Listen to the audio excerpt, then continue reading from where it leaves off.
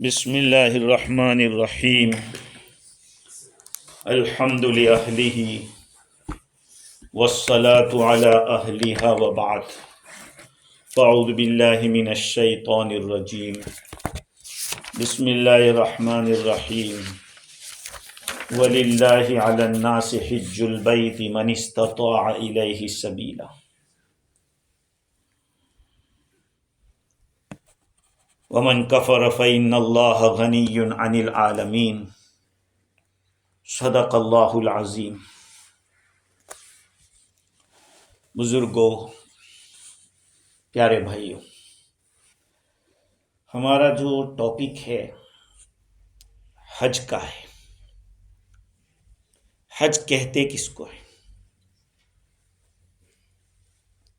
حج کہتے ہیں زیارت مکان مخصوص فی زمن مخصوص بفعل مخصوص۔ حج کہتے ہیں زیارت کرنا ایک مخصوص جگہ کا۔ جگہ کیا ہے؟ بیت اللہ اور عرفات، ان دونوں کی زیارت کرنا۔ یہ دونوں فرض ہے، طواف زیارت فرض ہے، وقوف عرفہ فرض ہے، تو دونوں جگہ جانا ضروری۔ تو زیارت کرنا ہے ان دو جگہوں کا، اور عمل کیا ہوگا؟ ایک میں طواف ہوگا، ایک میں وقوف ہوگا، اسی کو زیارت کہا۔ زمانی مخصوص، خاص زمانے کے اندر۔ خاص زمانے سے مراد طواف زیارت ہوگی 10ویں تاریخ سے لے کر زندگی بھر طواف زیارت، اور وقوف عرفہ ہوگا 9ویں کے زوال سے لے کر صبح دوسرے دن کی صبح صادق۔ تھوڑی دیر کے لیے بھی جانا ضروری ہے، نہیں گیا تو حج نہیں ہوگا۔ یہ ہے مخصوص زمانہ کہ وہ وقت ہے اس کا۔ اور بفعل مخصوص، خاص فعل کے ساتھ، احرام باندھ کر، بغیر احرام کے نہیں ہوگا۔ عرفات میں احرام کے ساتھ۔ طواف زیارت باقی ہے تو کوئی بات نہیں، وقوف عرفہ کے بعد کنکری مار کے، ذبح کر کے، سر مڈا کے، نارمل کپڑوں میں آ کے طواف زیارت کر سکتے ہیں۔ ہاں، اور فعل مخصوص نیت کے ساتھ ہو۔ یہ حج فرض ہوا تھا سن ہجری 9 میں۔ 9 میں جب فرض ہو گیا تو رسول اللہ صلی اللہ علیہ وسلم نے 10 میں کیوں کیا؟ رسول اللہ صلی اللہ علیہ وسلم نے کب کیا تھا؟ 10 میں کیا، اور حج کے بعد ہی کچھ مہینے میں آپ صلی اللہ علیہ وسلم کا وصال ہو گیا۔ سمجھ میں آیا کہ نہیں؟ تو سوال یہ ہے کہ آپ صلی اللہ علیہ وسلم نے اس کو لیٹ کیوں کیا تھا؟ اس کی ایک وجہ تو یہ ہے، جس کو عامتاً علماء نے لکھا ہے، کہ عرب حضرات کی یہ عادت تھی اسلام سے پہلے، کچھ دنوں کو لیٹ کرتے رہتے تھے، مہینوں کو آگے پیچھے کرتے رہتے تھے، اور سن ہجری 10 کے اندر وہ سال اپنی بالکل لائن پہ آ رہا تھا۔ سمجھ رہے؟ جس سال آپ صلی اللہ علیہ وسلم نے حج فرمایا، اس وقت بالکل وہی ٹائم تھا، حج کا زمانہ بھی تھا اور سب کچھ تھا۔ اس سے پہلے آگے پیچھے وہ لوگ کر لیتے تھے۔ دوسری ایک وجہ، حضور صلی اللہ علیہ وسلم کو اس بارے میں یقین تھا، اور یہ تھا کہ میری عمر وہاں تک رہے گی۔ مجھے اور آپ کو کسی کو پتہ نہیں ہے کہ ہم اتنا زندہ رہیں گے یا کیا ہوگا۔ اللہ تعالیٰ کی طرف سے آپ کو یہ علم دیا گیا تھا، اس لیے آپ نے پہلے تو حضرت صدیق اکبر رضی اللہ تعالیٰ عنہ کو، اور بعد میں ان کے پیچھے حضرت علی رضی اللہ تعالیٰ عنہ کو امیر حج بنا کے بھیجا۔ سمجھ رہے ہیں؟ اس میں اشارہ تھا خلافت کا کہ میرے بعد ہوگا کون؟ صدیق اکبر.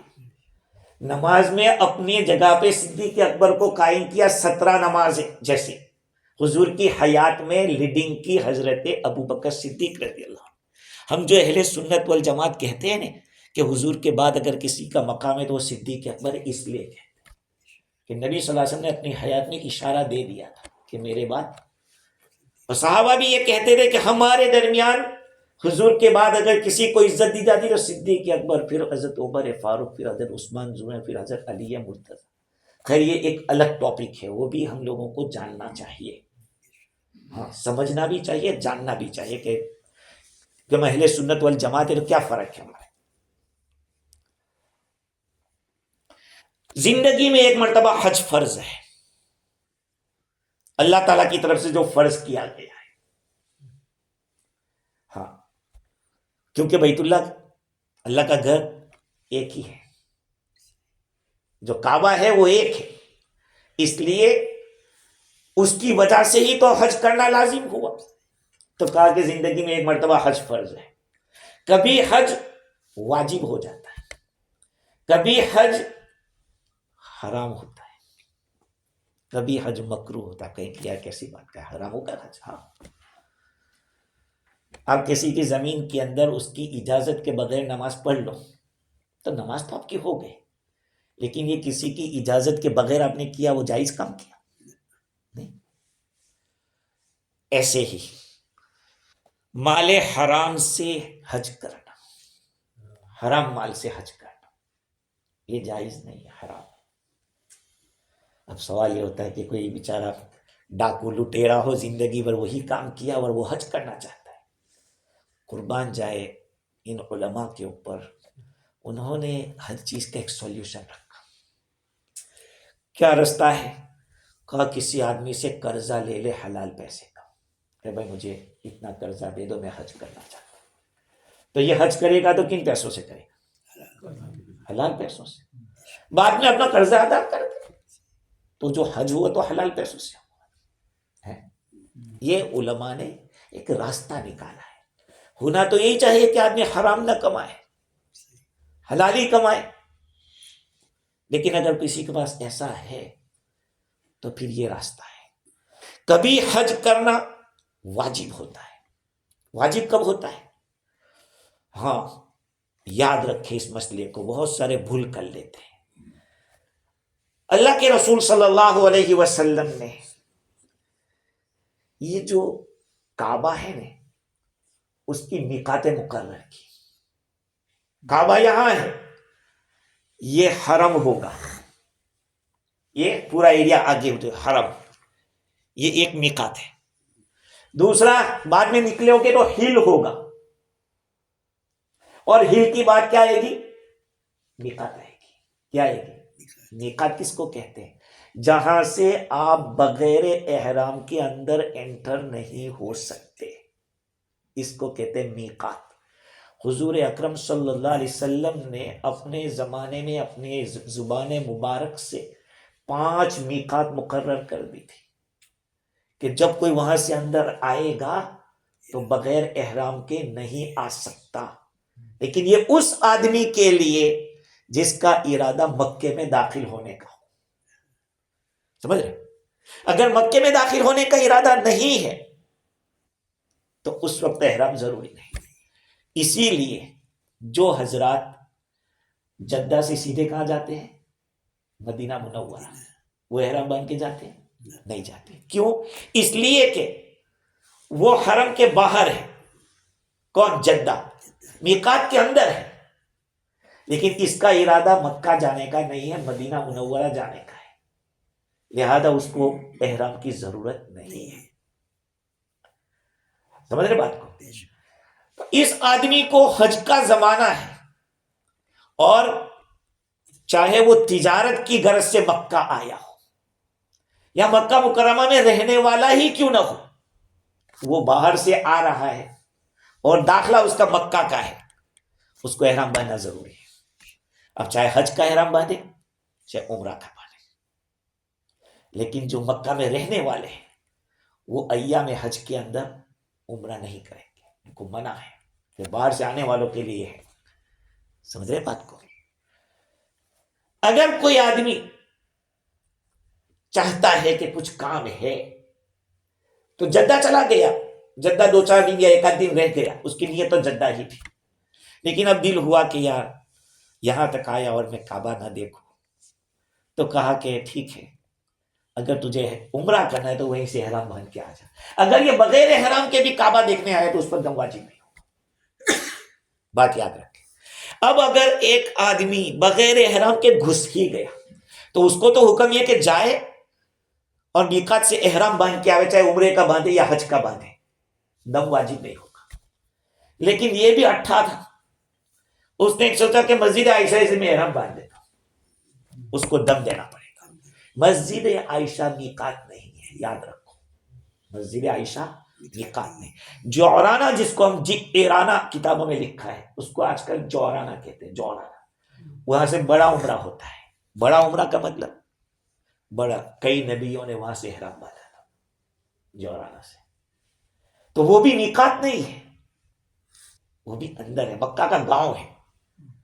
کبھی ایک آدمی کا ایسا ہوا تو مجھے فون آیا تھا، میں نے فوراً گوگل پہ مارا تھا جعرانہ کا لفظ عربی میں، تو کہا کہ یہ گاؤں ہے مکہ کا.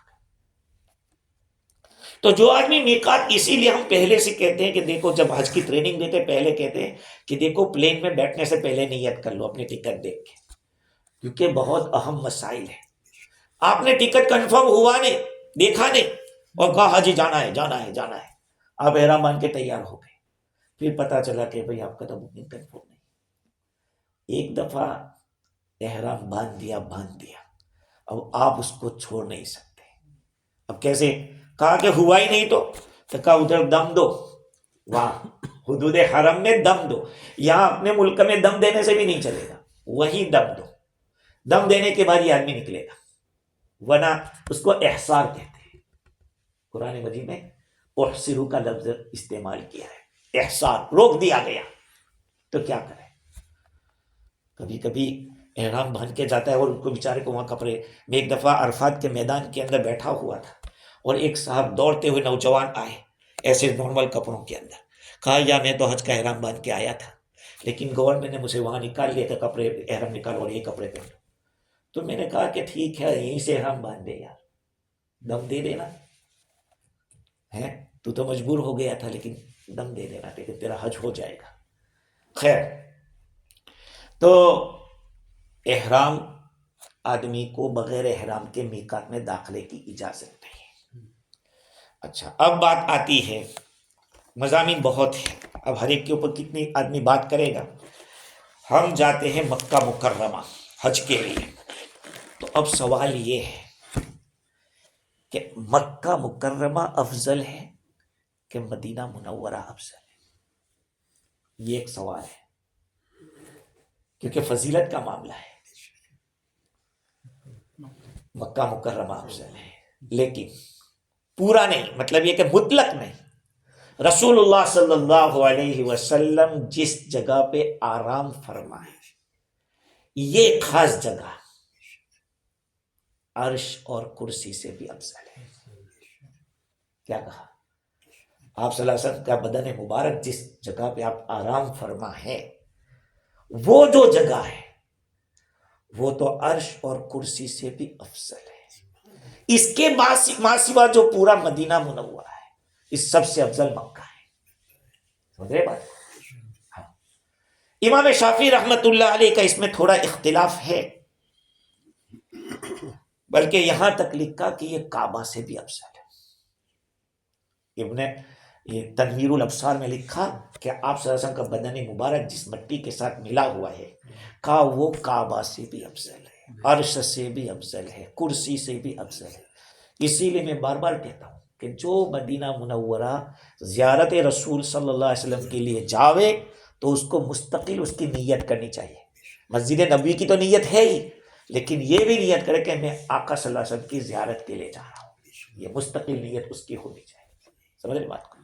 تو امام شافعی رحمت اللہ علیہ اور بعض مالکی ہیں، وہ لوگ اس میں تھوڑا اختلاف کرتے ہیں. اور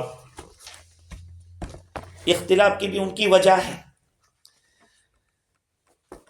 خیر، اس کے بعد باری آتی ہے فضائل کی کہ مکہ مکرمہ کی کیا فضائل ہے، مدینہ منورہ کے. مدینہ کی تو ہم بعد میں بات کریں گے، لیکن چونکہ حج میں جو ہمیں پہلے سابقہ پڑتا ہے وہ بیت اللہ سے ہوتا ہے، مکہ مکرمہ.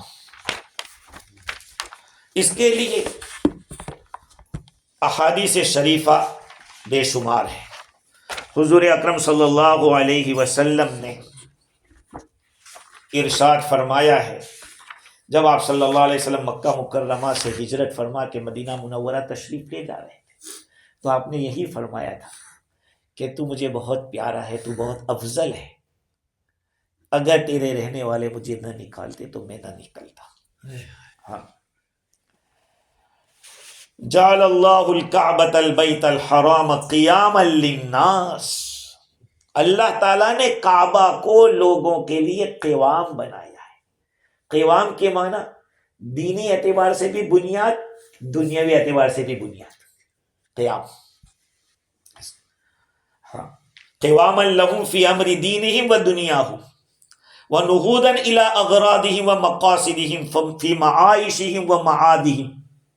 مطلب یہ ہے کہ تمہارے دنیا کے کام بھی وہیں سے بنیں گے، دین کے کام بھی بنیں گے. ہاں، تجارت ہو، نفع ہو.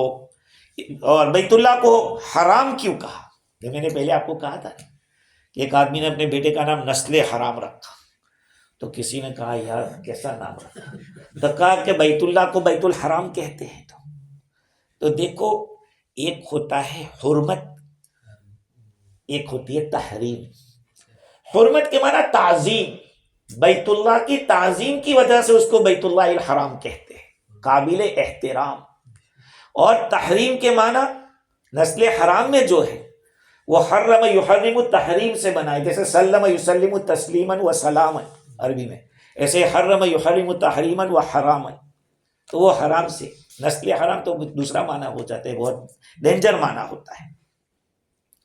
تو اللہ تعالیٰ نے پورے حرم کو کی تعظیم کرنے کو کہا، اسی لیے تو یہ احرام لازم ہوا. احرام کیوں لازم ہوا؟ بیت اللہ کی تعظیم کے اندر، حرم کی تعظیم کے اندر. خیر،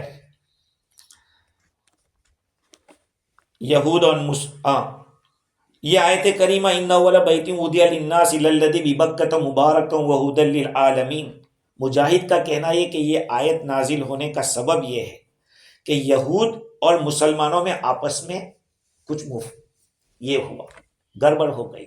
یہود نے کہا کہ ہمارا کعبہ افضل ہے، بیت المقدس جو ہے. ایک بات یاد رکھو، اللہ تعالیٰ آپ کو موقع دے، مجھے موقع دے، تو ایک دفعہ مسجد اقصیٰ سے احرام باندھ کے عمرہ کریں، اس کی ایک الگ سے فضیلت ہے.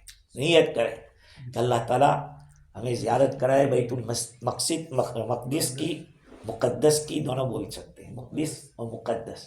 وہاں سے عمرہ کر کے نبیوں نے وہاں سے عمرہ کیا ہے.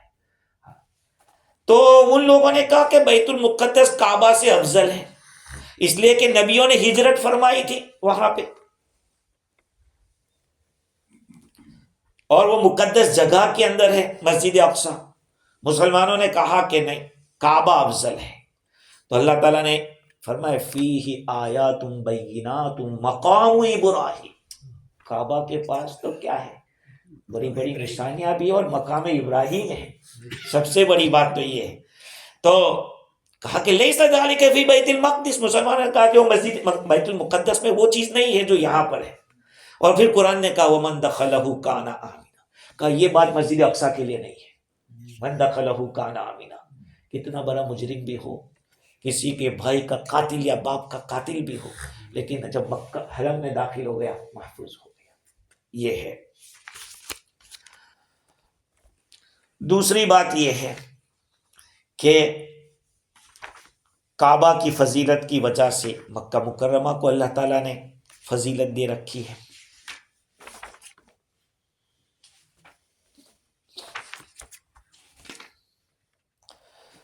حضرت عبداللہ ابن زبیر رضی اللہ تعالی عنہ کو کعبہ کے مکہ کے اندر ہی شہید کیا گیا تھا.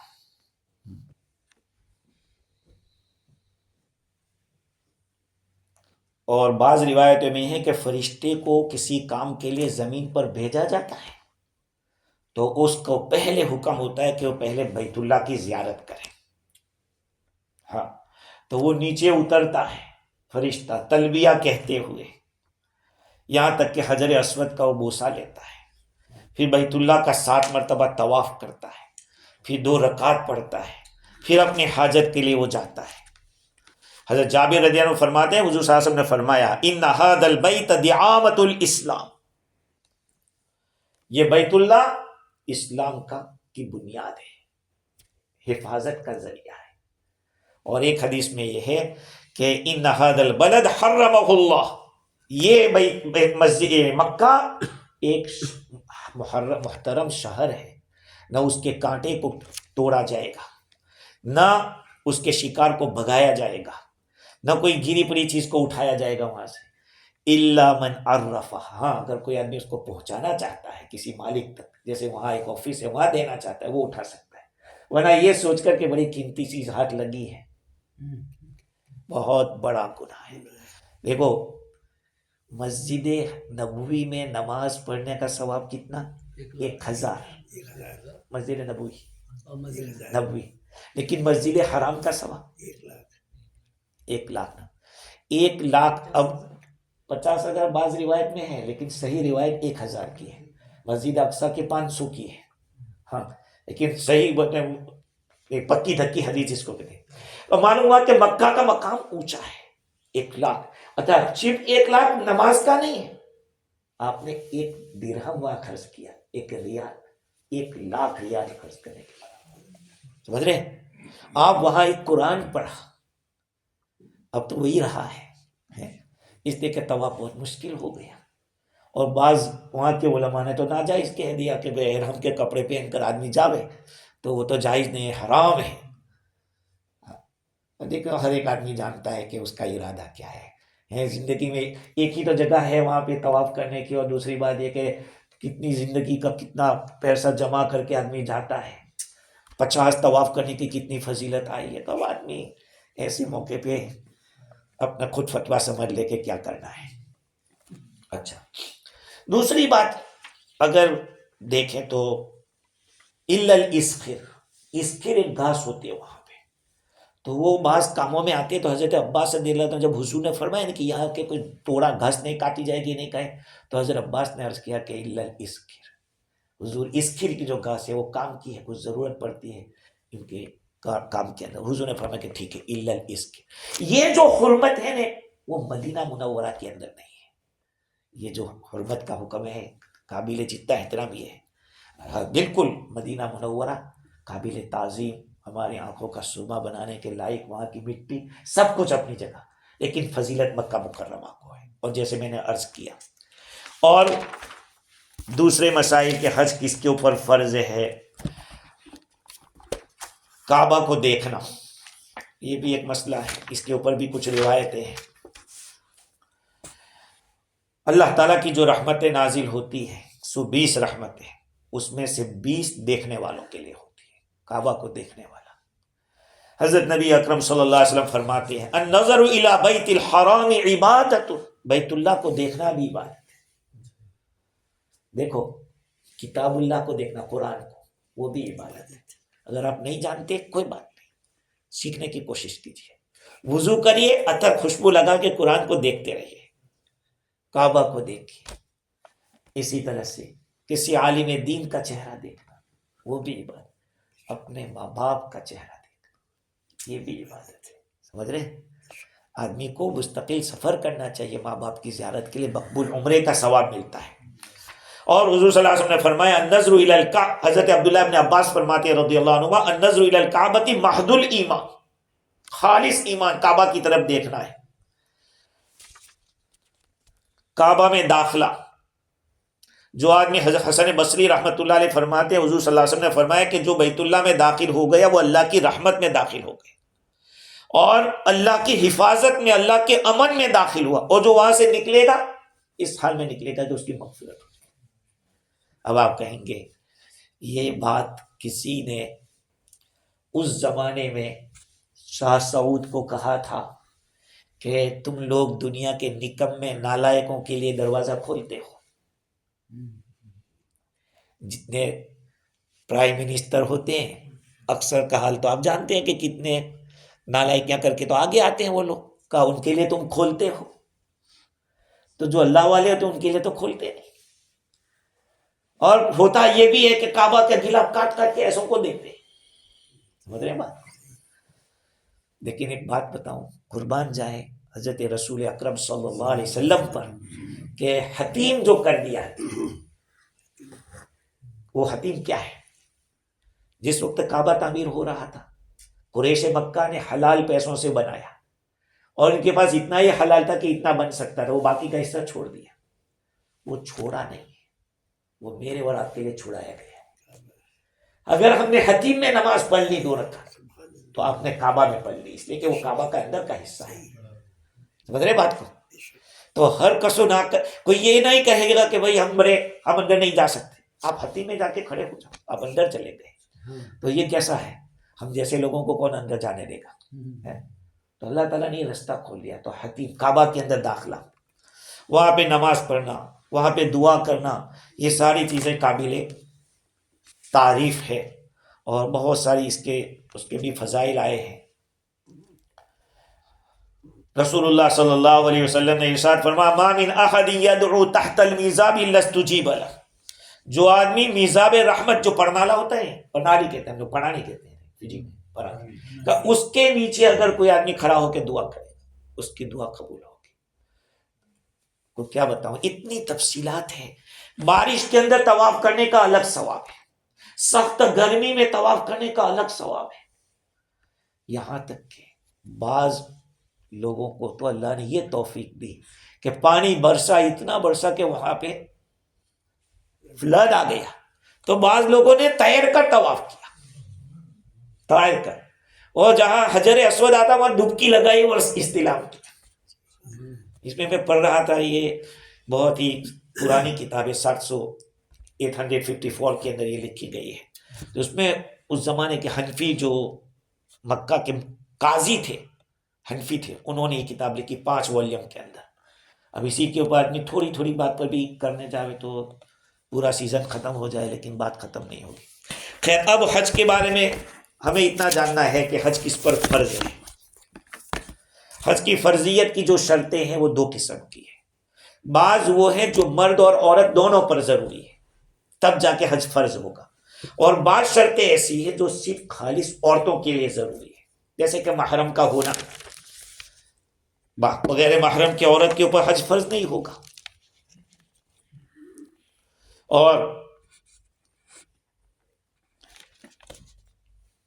دوسری شرط عورت کے لیے یہ ہے کہ طلاق کی عدت یا وفات کی عدت میں نہ ہو، یہ بھی ایک شرط ہے. اب مردوں کو اور عورتوں کے لیے کیا شرط ہے؟ پہلی شرط بالغ ہونا چاہیے.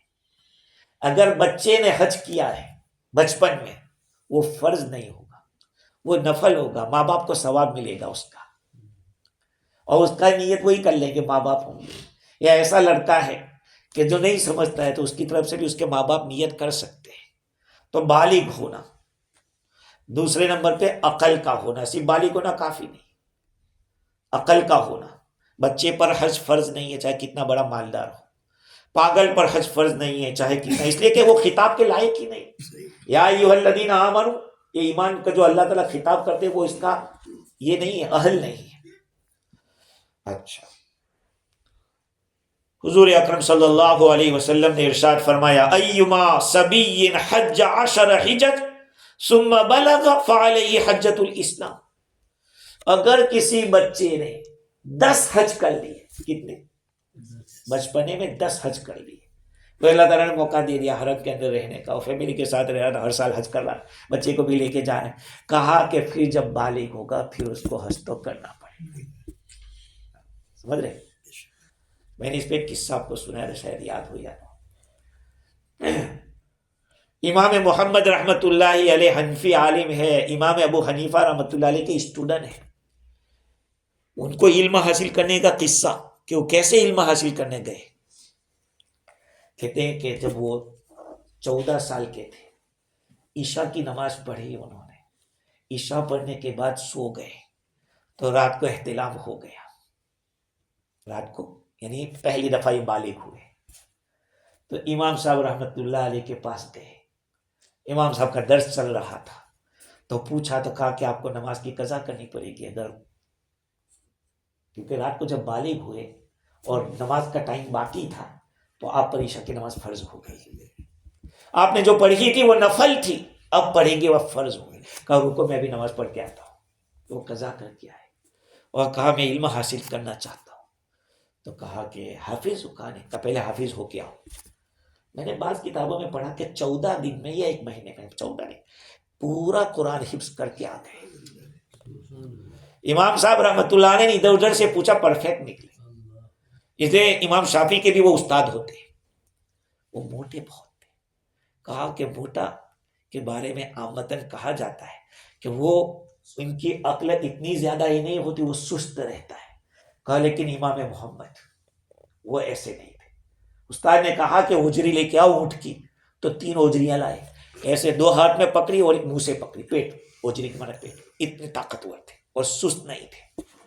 تو انہوں نے جو یہ مسئلہ پوچھا امام صاحب نے اور جواب دیا، اس سے ان کے علم کا شوق پیدا ہوا۔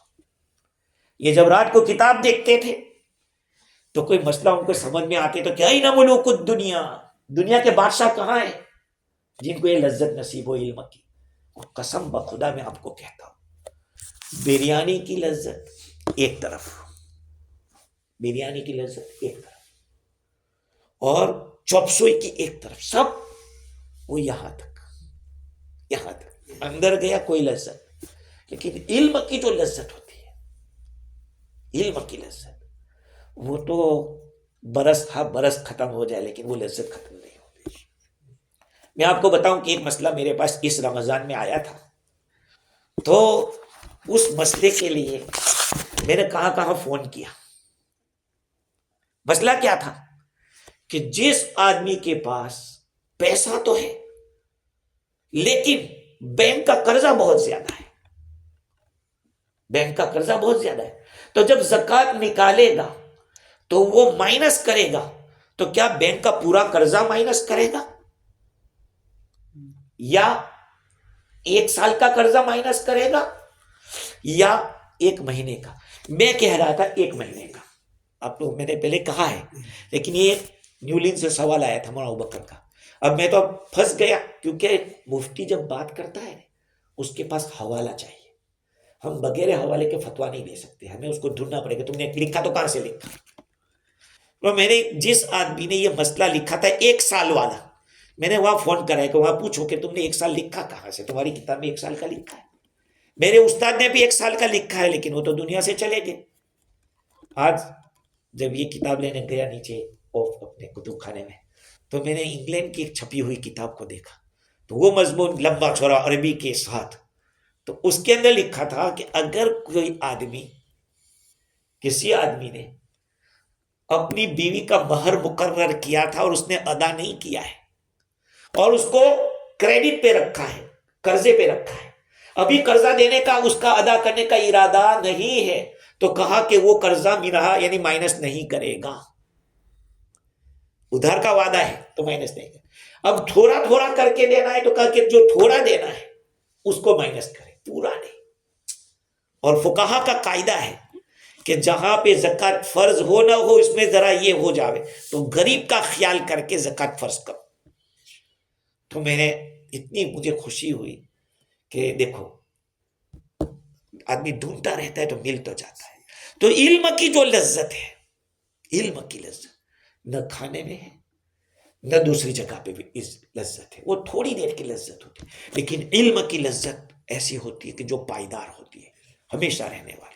خیر، تو اس کے اوپر جو حج فرض ہے، آدمی کا بالغ ہونا، اسی طرح سے عاقل ہونا، اور اسی طرح سے اتنے مال کا مالک ہونا کہ آدمی وہاں پر جا سکتا ہو، آ سکتا ہو، یہ اس کا مسلمان ہونا بھی ضروری ہے، غیر مسلم پر حج فرض نہیں ہے۔ اسی طرح سے آزاد ہونا، وہ غلام ہے تو اپنا خود کا ہی اس کے پاس ٹھکانے نہیں ہے تو کیسے اس پر حج فرض، اس کے پاس پیسہ ہی نہیں رہے گا۔ بدن کا تندرست ہونا، ایسا بیمار کہ جو اپاہج ہے، ایسا بوڑھا کہ جو سواری پر بیٹھ نہیں سکتا، یا اس کو گورنمنٹ کی طرف سے منع کیا گیا ہے، وہ نہیں آ سکتا، تو پھر اس کے اوپر جو کہتے ہیں کہ حج فرض نہیں ہے۔ اب وہ بعد میں کسی کے پاس کروا دے، وہ نہیں کر سکتا، تو پھر وہ دوسرا مسئلہ ہوگا۔ اسی طرح سے مل کے زاد، جانے آنے کا خرچہ، اپنے بیوی بچوں کا خرچہ، وہاں جتنا رکیں گے اس کا خرچہ، اور پھر راستے کا پرامن ہونا۔ ایک آدمی اس ذی الحجہ سے پہلے اتنے پیسوں کا مالک ہو گیا اور حالات ابھی ایسے چل رہے ہیں کہ پلین نہیں جا سکتے، تو پھر اس پر حج فرض نہیں ہوگا، سمجھ رہے ہیں؟ اس لیے کہ اس کے راستہ پرامن نہیں ہے۔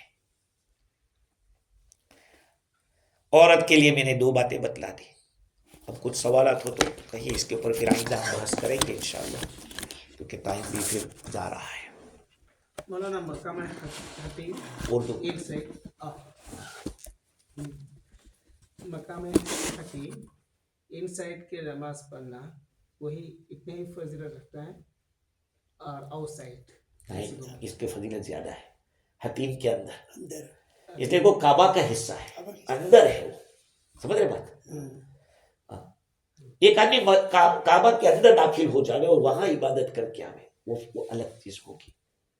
باہر جو ہوگا یعنی 1 لاکھ کا 1.5 لاکھ ہو جائے گی، ہو سکتا ہے، اس کی فضیلت اور ہوگی۔ پورے حرم کے اندر آپ نماز پڑھو تو 1 لاکھ، اور کعبہ کے اندر جا کے پڑھو تو اور زیادہ، ہاں اس سے بھی زیادہ ہو سکتا ہے۔ ہاں، اور وہ ابھی لاسٹ والا مسئلہ کہ ایروپلین تو جا رہا ہے، ہاں، لیکن کوئی اور خطرہ ہے، یعنی ایروپلین کے ہنگامی طور پر جنگ ہو رہی ہے جیسے ابھی ہو رہا ہے، تو وہ ایک حادث الگ ہے، اور ایروپلین کے اندر جانے کا جو خطرہ ہے وہ الگ چیز ہے۔ نہیں، بات یہ ہے کہ خطرہ تو اگر ایروپلین میں جائے گا تو کیا خطرہ ہے، اس کو کوئی بم لگ جائے گا، ہاں، تو وہی تو بات آئے گی، راستہ پرامن نہیں ہے، راستہ پرامن نہیں ہے۔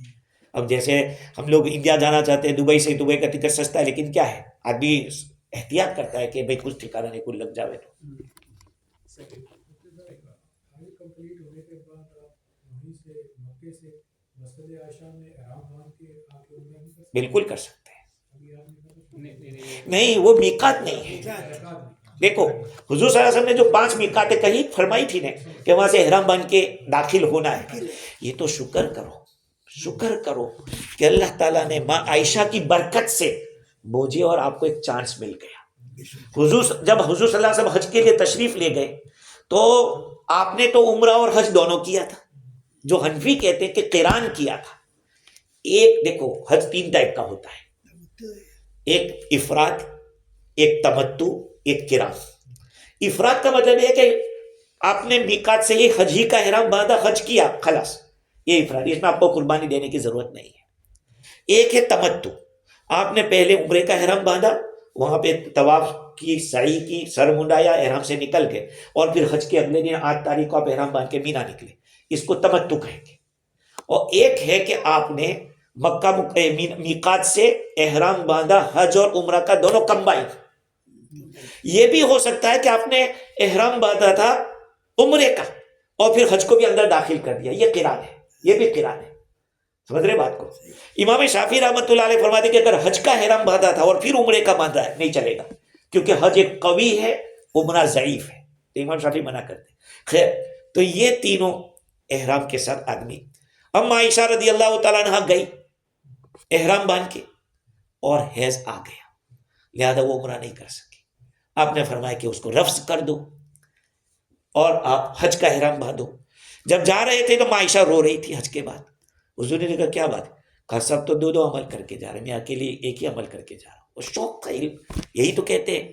حضرت حضور صلی اللہ علیہ وسلم نے اپنے سالے حضرت عبد الرحمن ابن ابو بکر رضی اللہ عنہ کو بلایا، کہا اپنی بہن کو لے کے جاؤ تنعیم، اور تنعیم سے احرام باندھ کے آؤ اور وہاں سے ان کا عمرہ کراؤ، تاکہ ان کے بھی 2 عمل ہو۔ اس کی برکت سے ہمارے لیے راستہ کھل گیا۔ لیکن جو لوگ وہاں پہ سعودی میں رہتے ہیں اور وہ اہل حدیث اپنے آپ کو کہتے ہیں، کہا کہ نہیں دوسرا عمرہ نہیں کر سکتے۔ بھائی کیوں نہیں کر سکتے؟ ہمارے علماء نے لکھا ہے کہ یہی ماں عائشہ کا جو عمل ہے ہمارے لیے ایک بہت بڑی ایک یوں کہیے کہ ایک بہت بڑا راستہ کھول دیا اس نے. ہاں ایک بات اور میں کہہ دوں یہاں, ایک آدمی طواف پہ طواف کر رہا ہے وہ افضل ہے, صرف طواف پہ طواف کر رہا ہے وہ افضل ہے, کیونکہ عمرہ کرنے جائیں گے تو طواف اور سعی نہیں, دونوں کرنا پڑے گا, دونوں کرنا پڑے گا. تو سعی ایک مستقل عبادت نہیں ہے, یاد رکھنا. سعی اسی لیے آپ صرف سعی کرنا چاہے نہیں کر سکتے, طواف کے نیچے آپ سعی کر سکتے ہیں, اور صرف طواف اکیلا کرنا چاہے کر سکتے ہیں. تو اگر کوئی آدمی طواف پہ طواف کر رہا ہے یہ افضل ہے, لیکن کوئی طواف اور سعی یہ عمرے کی نیت کرتا ہے مسجد عائشہ سے, کوئی حرج نہیں, کرنا چاہیے اپنے ابا کی طرف سے. اگر کسی, میں نے تو یہاں تک پڑھا ایک روایت, بڑی فضیلت ہے جو آدمی اپنے ماں باپ کی طرف سے اگر طواف کرتا ہے عمرہ کرتا ہے, اپنے ماں باپ کی طرف سے جو حج کرتا ہے اس کی بڑی فضیلت آئی ہے. انشاءاللہ آئندہ میں اس کو بتلاؤں گا. مطاف کے ایریا جو ہے ہاں کیا وہ حرم کے ایریا کے ساتھ میں ہے؟ جیسے 1,00,000 ثواب آپ کو حرم میں پڑھنے کا ہے, کیا حرم مطاف کے ایریا بھی حرم میں انکلوڈیڈ ہے؟ بالکل سوال ہی نہیں, وہ تو بنیادی چیز ہے. جیسے بھی حتیم الگ سے آپ بولتا ہے اس میں زیادہ ثواب ہے, ہاں تو مطاف میں اس ایریا جو وہ حرم ایریا سے زیادہ ثواب نہیں نہیں ہے نہیں, وہ پورا حرم کہلائے پورا گا. حرم ہے. ہاں, وہ حرم پورا ایک ہے, یہ کعبہ ہے, سمجھ رہے, اس پہ خصوصی رحمتیں اللہ کی نازل ہوتی ہے, ایک خاص ایریا ہے. ہاں ایک عمومی طور پر فضا بنی ہوئی ہے کچھ لوگوں کی کہ مثلاً ایک بندے کے پاس شارٹ ٹائم ہے, صرف عمرہ ادا کر سکتا ہے, ہاں اور وہ مدینہ شریف نہیں گیا, جو ایک روایت بنی ہے کہ 40 نمازیں جا کے پوری کرنی ہے, وہ یہ وہ اس کے بارے میں وضاحت کر. دیکھو کسی کے پاس اتنا پیسہ ہے کہ صرف مکہ مکرمہ جا کے آ سکتا ہے اور 5 دن جو رہنا ہے حج فرض ہو جائے گا. حضور اکرم صلی اللہ علیہ وسلم کی زیارت کرنا ایک الگ عبادت ہے. حضور نے کیا فرمایا, من حج ولم یزورنی فقط جفانی, جس نے حج کیا اور میری زیارت نہیں کی اس نے مجھ پہ ظلم کیا. اب ظاہر بات ہے کہ وہاں تک پہنچ گیا ہے, یہ الگ بات ہے کہ مدینہ شریف جانا یہ it is not a part of Hajj, سمجھ رہے, حج کا پارٹ تو نہیں ہے, لیکن ظاہری بات ہے کہ لا الہ الا اللہ پڑھتے تو محمد الرسول اللہ بھی تو پڑھتے. اب محمد الرسول اللہ ہم پڑھیں اور وہیں پہ نہ جائیں تو سمجھ رہے بات کو. تو آپ کی بات 40 نماز ہے, وہ کوئی فرض واجب نہیں, وہ فضیلت کی چیز ہے. اگر ایسا ہے کہ آپ فجر کے وقت مدینہ شریف پہنچے اور ظہر کی نماز پڑھ کے یا ظہر سے پہلے بھی, لیکن حضور کی زیارت کر کے نکل گئے, بس ادا ہو گیا نا. بس. میں جب پہلی دفعہ یہاں سے حج میں گیا تو میں نے بہت سے ساتھیوں کو دیکھا, میں نے کہا یار مسجد نبوی میں جا کے نہیں گیا. ارے میں نے کہا یار جس کے مہمان ہم بنے ہیں اسی کو پتہ نہ ہو تو پھر کیسی بات ہوگی, تم غسل کرو چلو ہمارے ساتھ. میں نے کہا یہ تو پہلا کام کرنے کا ہے کہ جاؤ مسجد نبوی میں 2 رکعت تحیۃ المسجد پڑھو, پھر حضور کے روضے پہ سلام پیش کرو. ہاں اب مشکل مسجد پڑھ کے زیارت کر کے جنت البقیع میں آ کے بیٹھ گئے. روضۃ من ریاض الجنہ میں اس کا تو تھوڑا ہارڈ ہو گیا ہے, لیکن 5 ٹائم کی نماز میں آپ سلام پیش کرنے جا سکتے ہیں, وہ کر سکتے ہیں, لیکن ابھی آپ کو مسجد وغیرہ کا موقع نہیں. کیوں؟ باہر تم پڑھ سکتے ہو, مسجد کے اندر نہیں. بالکل. اچھا اچھا.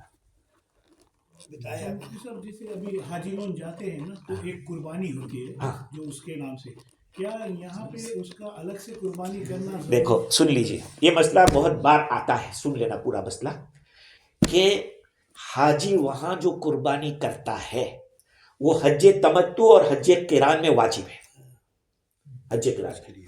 اچھا جب وہ مکہ مکرمہ پہنچا حج کرنے کے لیے, اگر وہ 15 دن مکہ میں رہنے سے پہلے, مکہ مکرمہ میں 15 دن رہنے سے پہلے مینا چلا گیا ہے حج کے لیے, اس پر جو قربانی ہم یہاں کرتے وہ واجب نہیں, اس لیے کہ مسافر ہے. یاد رکھیں مسافر پر قربانی واجب نہیں, جائز تو ہے کر سکتا ہے لیکن نہیں کرے گا تو گناہ نہیں ہوگا. ایک آدمی 15 دن مکہ مکرمہ میں رہ لیا اور یہاں سے پھر مینا جا رہا ہے, یہ مقیم ہے, یہ مقیم ہے, مسافر نہیں ہے. اس لیے کہ وہ مینا عرفات مزدلفہ 77 کلومیٹر دور نہیں ہے. اس لیے اگر 15 دن مکہ میں رہ چکا ہے اور پھر مینا جا رہا ہے تو پھر اس کو قربانی کرنی پڑے گی اگر پیسہ ہے اس کے پاس.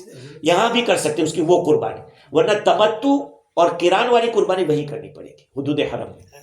لیکن صدر صاحب کا پوچھنا ہے شاید یہ ہے کہ اس کو یہاں پر بھی کرنا پڑے گا. وہی تو میں نے کہا نا کہ اگر 15 دن مکہ مکرمہ میں رہ چکا ہے تو چاہے وہاں دوسری کرائے یا یہاں کرا دے, کوئی فرق نہیں ہے.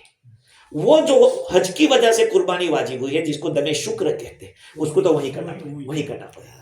اب فار ایگزامپل ایک آدمی گیا, اس نے یہاں پہ ارینج کر دیا کہ بھائی ایک بڑا جانور ہے اس میں ہمارا بھی ایک حصہ رکھ دینا, اور وہ وہاں مکہ میں 15 دن رہے یا نہ رہے تو اس کی تو قربانی ہو ہی جائے گی. آپ کی بات میں ذرا لاسٹ میں چل رہا سیشن, یہ جو ابھی آپ نے فرمایا کہ 15 دن, کیونکہ ساتھیوں کو کئیوں کو معلوم نہیں کہ 15 دن کیا سفر کے اندر اس کی اہمیت ہے. نہیں یہ جانتے ہیں لوگ, اقامت کی جو نیت ہے 15 دن کی, آدمی مقیم بن جاتا ہے ایک جگہ کنٹینیو 15 دن رہنے کی اگر نیت کر لیتا ہے. اگر 10 دن رہا تھا مکہ مکرمہ میں اور پھر وہ مدینہ منورہ چلا گیا تو اب وہ جو وہاں 10 دن رہا تھا وہ کینسل ہو گیا. اب پھر وہاں سے آنے کے بعد کنٹینیو 15 دن رہنے کی نیت کر رہا ہے تو پھر مقیم بنے گا. سمجھ لیں. سوال یہ ہے کہ اس کو معلوم ہے کہ مجھے 15 دن ہی رہنا ہے, وہ مقیم میں داخل ہو جائے گا, پوری نماز پڑھے گا. کنٹینیو 15 دن اگر مینا میں رہنا, مکہ میں رہنا ہے اس کو, تب تو اس کو پوری نماز پوری پڑھنا نماز, ہے. یعنی وہ مسافر نہیں ہے. نہیں, کنٹینیو 15 دن. اگر 12 دن رہا مکہ میں اور اس کو مینا نکلنے کا ہو گیا وہ مسافر رہے گا. وہ تو ظاہر ہے. نیت کیا 15 دن کی, ہاں پوری نماز پڑھنے لگا اور 12 دن میں نکلنا پڑے گا. کہاں مکہ سے نہیں, کہاں جانا پڑ گیا, 77 کلومیٹر دور جانا پڑا, تو اب وہ پھر مسافر نہیں رہا, ارے وہ مقیم نہیں رہا, اب وہ مسافر بن گیا. دیکھو یاد رکھو, وطن اصلی, وطن اقامت. وطن اصلی کا مطلب یہ جہاں بیوی بچوں کے ساتھ آپ رہ رہے ہیں, یہ نہیں ہے کہ پیدا ہوئے وہی وطن اصلی. آپ فیجی سے آ گئے یہاں, آپ اپنے بیوی بچوں کے ساتھ یہاں رہ رہے ہیں, آپ کا یہ وطن اصلی ہے. فیجی میں آپ کا مکان ہے, آپ کا سب کچھ ہے, تو وہ بھی آپ کا وطن اصلی. ایک آدمی کے 2 وطن اصلی ہو سکتے ہیں. تو وطن اصلی کسی سے باطل نہیں ہوتا ہے. مثال کے طور پر آپ رہتے ہیں آکلینڈ میں, آپ گئے فار ایگزامپل مثال کے طور پر ہیملٹن سے آتے ہوئے آپ نے سوچا کہ میں یہاں سے جا رہا ہوں تھوڑی دیر کے لیے کرائسٹ چرچ, یہاں بیچ میں آکلینڈ پڑ رہا ہے, آپ کا سفر ختم ہو, آپ مقیم بن گئے. پھر یہاں سے جب جائیں گے تو یہ نیا 77 کلومیٹر چاہیے. تو وطن اصلی کسی سے باطل نہیں ہوتا. وطن اقامت جو 15 دن کی نیت آپ نے کی ہے, آپ نے دوسری جگہ 15 دن کی نیت کری تو یہ باطل ہو جائے گا. اس میں ایک اور بھی مسئلہ آتا ہے کہ اگر ایک بندہ 15 دن کی نیت کیا لیکن اس کو اگر اور رہنا مزید کام پڑ گیا ہے تو پھر 15 دن کی اور نیت کر سکتے نہیں, وہ تو 15 دن ہو گیا نیت, اب وہ 20 دن رہے 200 دن رہے کچھ نہیں, ہاں ایک دفعہ مقیم ہو گئے. اچھا, وطن اقامت بننے کے بعد اگر وہ 77 کلومیٹر دور جگہ کسی جگہ گیا تو یہ وطن اقامت باطل ہو جائے گا اس کا. پھر دوبارہ 15 دن کی نیت کرتا ہے تو پھر مقیم بنے گا. صاحب ابھی جیسے جو ہم بولتے ہیں نا سفر میں 15 ڈیز, ہمارا فیجی علاقہ کیا ہے, یہ ہم لوگوں کو سکھایا گیا کہ شروع سے پورا نماز پڑھو. اگر جو سفر میں ہے ابھی بھی کافی لوگ, ہم نہیں کہتا سب, کچھ لوگ پورا پڑھیں گے, یعنی کہ قصر نہیں بول کے پڑھیں گے, وہ پورا 4 فرض 4 سنت سب لگا کر پڑھیں گے. کہ یا صحیح اچھا ہے؟ دیکھو, شافی کے نزدیک تو پورا پڑھے گا, کوئی حرج نہیں ہے. حنفی کے ہاں اگر انڈیویجل پڑھ رہا ہے مسافر ہونے کی حالت میں تو اس کو تو 2 ہی واجب ہے, 2 ہی فرض ہے.